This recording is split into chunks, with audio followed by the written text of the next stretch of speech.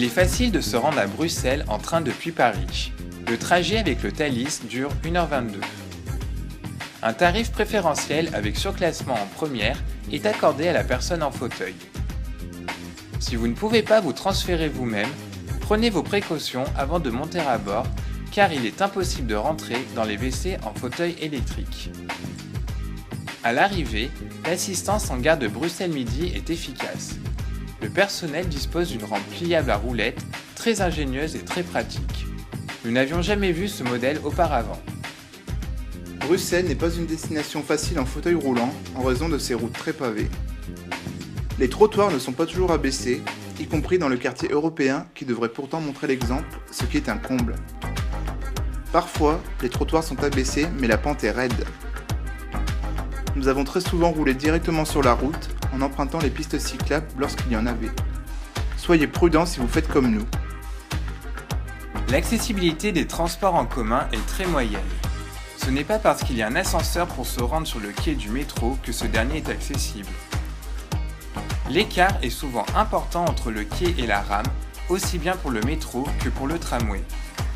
Nous avons eu des difficultés à passer les portiques de sécurité et il est compliqué d'appuyer sur le bouton d'aide pour une personne en fauteuil qui ne peut pas lever les bras. À cause du manque de signalisation, nous avons pris un ascenseur qui menait du mauvais côté du quai, celui où il y avait des marches. Concernant le bus, seule la ligne 71 dans le centre est totalement accessible.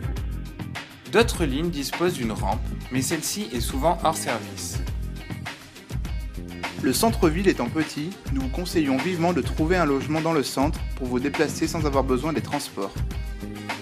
Les hôtels coûtent cher à Bruxelles et la recherche d'un hébergement n'a pas été facile.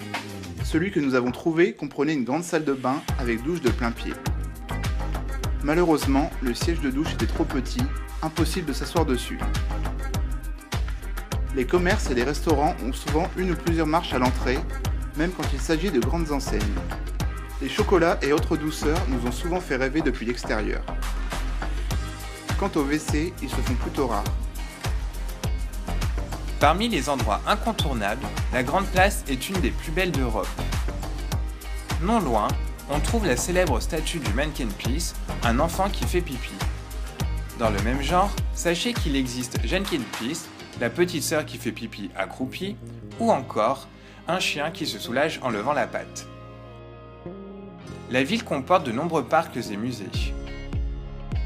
Si Bruxelles est réputée pour la bière, les frites et les gaufres, elle l'est aussi pour les bandes dessinées, comme en témoignent les immenses fresques que vous découvrirez sur les façades d'immeubles lors de vos promenades.